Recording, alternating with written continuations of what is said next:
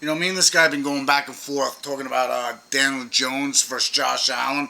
He's trying to make it sound like he thinks Daniel Jones is better than Josh Allen, which I think is completely nuts. I'm still going to go with the fact that I still think they should have stuck with, had Tyler Taylor be the starter and tell him $40 million a year. No, you're not worth it, pal.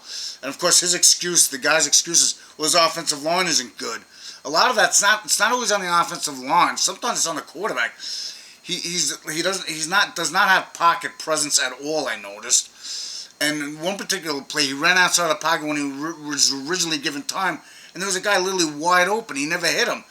It reminds you of J.P. Losman, who played with the Bills years ago. He would run outside the pocket right away because he didn't trust the offensive line, which means he didn't have good pocket awareness, kind of like Daniel Jones. Yeah, maybe the offensive line isn't the best, but I guarantee you put Josh Allen on there, I guarantee he wouldn't have gotten sacked, 10 or 11 times versus Seattle. So to compare him to Josh Allen is ridiculous. And then I want to make another point where this guy, Nick Wright, on this stupid show, he's acting like Josh Allen got a pass because of his poor performance against the Jets. That's not true. He got ripped apart like crazy. And he acts like everybody's ripping Patrick Mahomes apart. We could have possibly easily had 3 interceptions like Allen. I don't remember him getting criticized. It seemed like, if anything, nobody really said a whole lot about Patrick Mahomes. I remember everybody criticizing Josh Allen, and as of right now, Josh Allen's having slightly a better year. But like I said, I don't hold a lot of stock in the first 4 games of the season, because to me it's a glorified preseason game. From this on, we'll see how the team really is. Yeah, the Bills have been playing well. Can they keep it up? Because sometimes they falter at times. Now, they got a tough matchup against Jacksonville in London. Now, it is a 5-hour difference, and unfortunately for the Bills, it could be fortunate or unfortunate, Jacksonville played there last week. So they already have been in London. They stayed the whole time. So some say they could be out of the comfort zone too, so it might affect them. But I think they might have the advantage that way anyways. But to me, I've been to London. I think it could be all in your head type of thing, because the 5-hour difference didn't really affect me all that much. The rule of thumb is try to stay up as late as you can to adjust to it. I just went to sleep whenever I felt like I was tired, and it really didn't faze me. I've been to California a couple times, so to me, everybody's different. So hopefully that time, I'm not trying to make excuses. Jacksonville plays Buffalo tough all the time. Come on, remember a couple of years ago, Bills fans?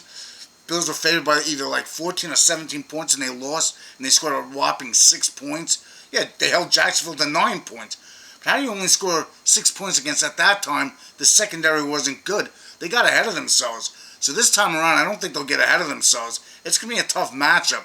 I just hope the Bills just pull it out, because I can't expect them to win by like 28 points like they did last week. But just give me your thoughts on the Bills versus Jaguars. And also, last week against Miami, yeah, everybody was praising, what's his name? The offensive coordinator. I can't think of the guy's name all of a sudden. I just drew a blank. But anyways, Ken Dorsey. Yeah, but there's only one thing. From what I've watched, something the scary part is at times, and I like the fact that he's running the ball more consistently. That's the problem I've always had. It looks like he wants to hand the ball off, and the thing I do like is Josh Allen's not running as nearly as much as he has been in the last 4 weeks. I didn't notice him having a whole lot of rushing yards or even attempts, which is good. Now, in the red zone, I don't like the all-out pass, because he did throw a touchdown pass to Stephon Diggs.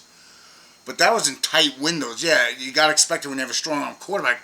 But a lot of times, there's a lot of traffic when you're in the red zone to throw it in the end zone. And a lot of times that's where interceptions. That's why I wish they would be they were pretty creative last week. Don't get me wrong, because I like that quarterback draw where Josh Allen just ran it in untouched. So I want to keep up the momentum. I want them to be a little bit more creative in the red zone. Some might disagree with me. Everybody's entitled to their opinion. But overall, I thought Ken Dorsey called a good game. I think he's been calling good games as far as the running games. Now, it all depends on what defenses you play against. If you have a really good secondary you're going against, don't go down the field that much. Do short dump-off passes if you have to. So that way it brings them in more. But that's just my thoughts. Please leave your comments. Please hit the notification. And please hit the subscribe button. And I'll talk to you later.